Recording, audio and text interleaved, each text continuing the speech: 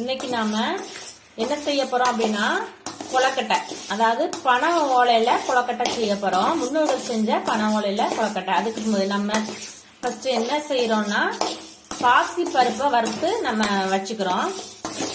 இப்போ இந்த அளவுக்கு நல்லா நிறம் மாறணும், அதாவது வறுக்கும் போதே ஒரு மனம் வரணும், அந்த அளவுக்கு நம்ம வறுக்கணும். சுக்கு, ஏலக்காய் இது ரெண்டையும் நம்ம என்ன செய்யறோம், நல்லா தட்டி எடுத்து. கொலக்கட்டைக்கு, பனை ஓலை கொலக்கட்டைக்கு தேவையான பொருட்கள்: பச்சரிசி மாவு 1 கிலோ, நல்லா ஊற வச்சு கழுவி நல்லா அதை காய வச்சு ஒரு 1/4 மணி நேரம் காய வச்சு திரிச்சு வச்சிருக்கிறோம். 1 கிலோ பாசிப்பருப்பு எடுத்து வறுத்து வச்சிருக்கு. தேவையான பொருளுக்கு மண்டவெல்லாம் வந்து 1/2 கிலோ வேணும். 1 கிலோக்கு 1/2 கிலோ வேணும் நமக்கு. பாசிப்பருப்பு வந்து 1/4 கிலோ. இது ஏலக்காவும் சுக்கு பொடியும் நுணுக்கி வச்சிருக்கிறோம். இது வந்து பனை ஓலை. பனை ஓலையை நல்லா இந்த சைஸ்ல ஒட்டி வச்சிருக்கேன். இதுலதான் நம்ம கொலக்கட்டை செய்ய போறோம். இதுதான் தேவையான பொருட்கள். அது வந்து கயிறு, அதை வந்து கட்டி நம்ம வைக்கணும். அதுக்கு வைக்கும் போது நீங்க பாத்துடுங்க எப்படின்ட்டு. மாவு இருக்குது 1 கிலோ நம்ம வறுத்து திரிச்சு வச்சிருக்கிறோம்.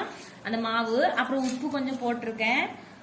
அது வந்து நம்ம எந்த பண்டத்துக்குமே ஸ்வீட்ஸ் இருந்தாலுமே உப்பு போடணும். உப்பு இல்லாத பண்டத்தை குப்பையில போடணும் பழமொழி இருக்குது. அதனால உப்பு அளவா போட்டிருக்கிறேன். அப்புறம் இது சுக்கு, ஏலக்காவும் கொஞ்சம் போட்டிருக்கிறேன். அப்புறம் பாசி பருப்பு வந்து நல்லா வறுத்துருக்கேன்.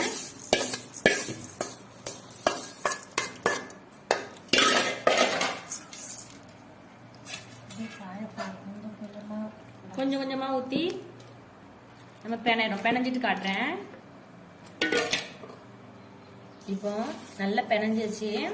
சப்பாத்தி எப்படி நம்ம பெனைவோமோ மாவு, அந்த அளவுக்கு அந்த பதத்துக்கு இருக்கணும். ஏன்னா ரொம்ப வந்து இலக்கமா இருக்கக்கூடாது. இலக்கமா இருந்துச்சுன்னா அடுப்புல வச்சு வேகும் போது அது இலகிரும்.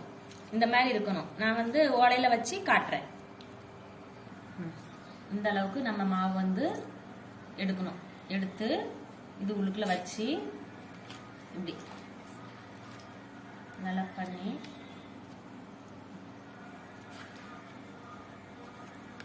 இந்த அளவுக்கு வச்சு நம்ம நல்லா மூடணும். மூடி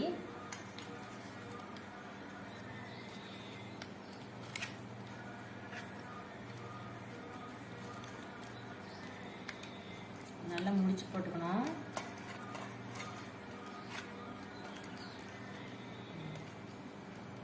இந்த மாதிரி கட்டி நம்ம வைக்கணும். எல்லாத்தையும் செஞ்சுட்டு அடுக்கும் போது காட்டுறேன். தண்ணி நம்ம அவிக்க போறோம்.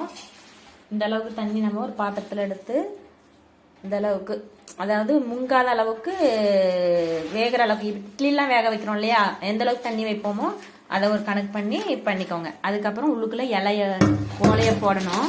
இந்த ஓலைகள்லாம் வச்சு அதுக்கப்புறம் நான் அடுக்கிட்டு காட்டுறேன். அடுக்கியாச்சு நம்ம. இப்போ இதை வந்து நல்லா மூடி வச்சு ஒரு 15 நிமிஷம் வேக வைக்கணும்.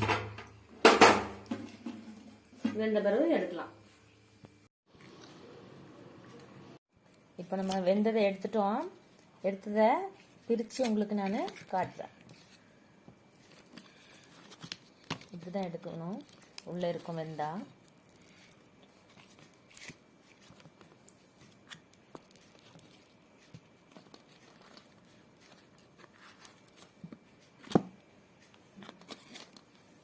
பிடிக்கும் போதே அப்படி ஒரு வாசனை நல்லா இருக்குல்ல.